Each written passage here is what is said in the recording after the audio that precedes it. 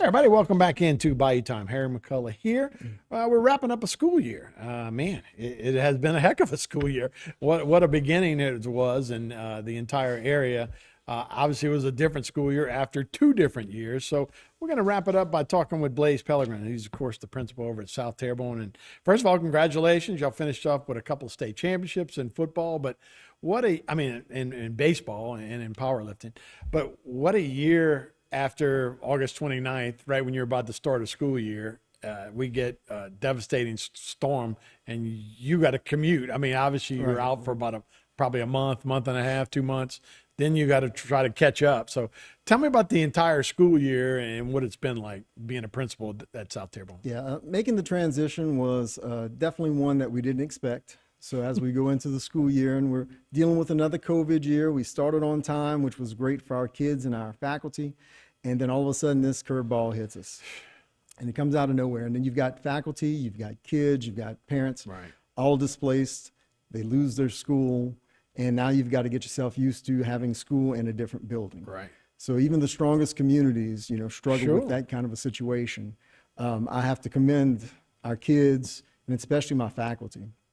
Once that storm hit our school and a lot of the building was damaged and a lot of the materials were gone, you got to remember, this is a faculty that are a bunch of Gators. Sure. About 80 to 85% of our teachers went through South Terrebonne. Including you. Including myself. And they took it very, very personally. And as we moved into H.I. Bourgeois, they were nothing but gracious. They accepted us. They helped us in any way possible. Very nice facility. Mr. Hodson and his crew were very accommodating to us. So it was a good transition. Just mentally, it was a difficult one for our students and our faculty. I can't imagine because you're right. Their school is destroyed, but also their houses were. So, I mean, a lot of people, you worry about power, you worry about internet, you worry about anything just overnight. And so, yeah, you're worried about getting your house back together. How do you concentrate on studies and going all the way to Gray to go to school every day? So let you give me an update. So you guys are still there. You're about to wrap up the school year and have graduation coming up this week. Yep. But do you think August you'll be ready to go? They're shooting for August with the campus. As of this last weekend, the modular buildings that were placed in our front yard, they did a pad with some limestone, put all the infrastructure underneath it, and then they put on 5 major hallways for our modular building campus. And in the front, we've got a makeshift band hall in a modular building, a cafeteria, library, and then we've got an admin and guidance counselor building. So that's all in the front yard where our softball fields used to be. And they've got those all assembled. Everything's put together. There's still a lot of work to be done inside, but as of this weekend, they started also hooking up power, which is a big plus. And I can take that as something that really makes it look like we're going to be on schedule. Yeah, a chance to upgrade maybe some technology and internet and that kind of stuff. Every classroom is probably going to be the newest classroom most of these teachers have had access to in a long time. Unfortunately, we probably needed to do this a little bit, before, right? Some of right. our buildings in a different situation. Right. No, without a doubt. So, tell me about the year and just about those kids. You talk about a graduating class that has been through 2 years of COVID.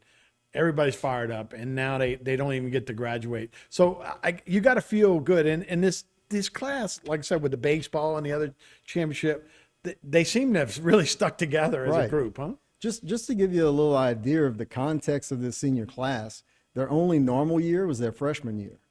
And think about that. Freshman years are not normal to start with. No. So they had a full regular school year that year. Then their sophomore year was the shutdown.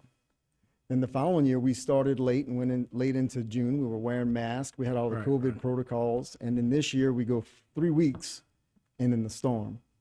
So this is a very resilient class. And like you said, it really showed, I think, once we got into the second half of the year, how these students were able to stick together, support one another.